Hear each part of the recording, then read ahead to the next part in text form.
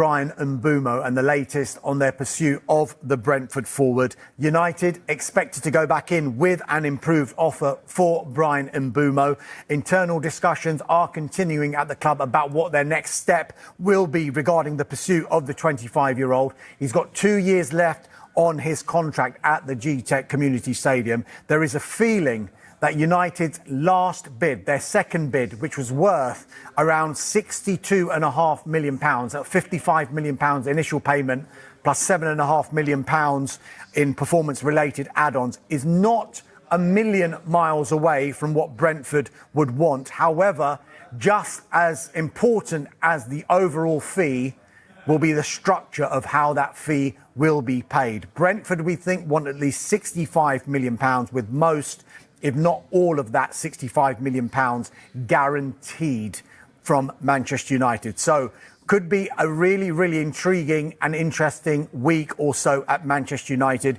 with the 5 players that we've been speaking about not coming back to training. They've been given a bit of leave, shall we say, to try and sort out their futures. And of course, will Bryan Mbeumo become a Manchester United player and become their second signing alongside Mateus Cunha? Of course, Diego Leon was another signing that they made earlier on today.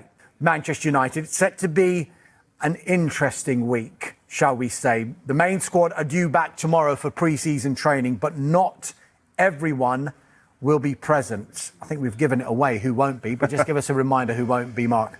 Yeah, Marcus Rashford, Jadon Sancho, Alejandro Garnacho, Anthony and Tyrell Malacia. Those 5 players have been granted permission by Manchester United to delay their return to pre-season training. We understand the bulk of the first team will be back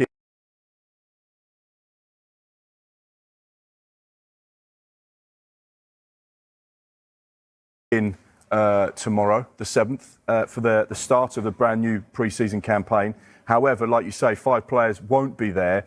Now, I guess we read into this. We know there's been a lot of noise and speculation about these players and a potential departure from Old Trafford. So the fact that they've been granted permission would suggest that they're saying, look, OK, guys, if you don't want to come back to Manchester United, if whichever phrase or terminology you want to use, it's clear that the days at Old Trafford are numbered. So therefore, we're going to allow you time to facilitate the moves that you want, and then we will go from there. Of course, Manchester United don't want these players to come back and then the stories start to come out. They're training with the 21s, they're training with the youth team, they've got a separate training regime to the first team. Then there's the noise about, are they going on the pre-season tour? They're not with the main group, and it just becomes negativity that Manchester United don't need. So actually, it feels like quite a sensible move to say, here's the time you need, get the deals done, but whether or not, and this is the big question, can these deals get done within the next 4 or 5 days? Because these are all potentially quite big deals to make happen, whether it's because of wages, because of transfer fees, or because of the fees that Manchester United will attach to the players.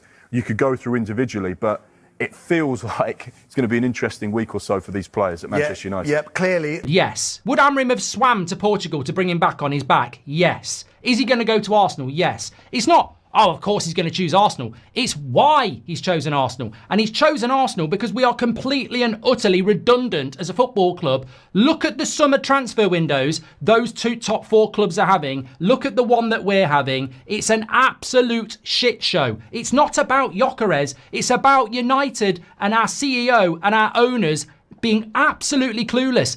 The big thing I would say to take away from this is not to talk about Gyökeres, not to talk about the lack of signings, but to talk about the absolute huge elephant in the room. Chelsea, Arsenal, Liverpool, Man City are going to earn £100 million more than us every bloody year and have already done it for 1 year.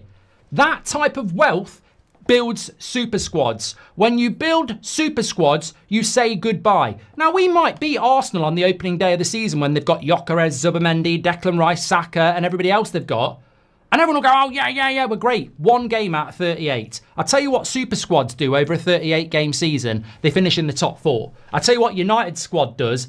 On their day, they go to the Etihad and win. On their day, they knock Arsenal out the FA Cup. But over a 38-game season, they don't finish in the top 4. We all know it. We are not run by the right people. In modern football, money talks. You've got to build a super squad. We haven't even got a first 11.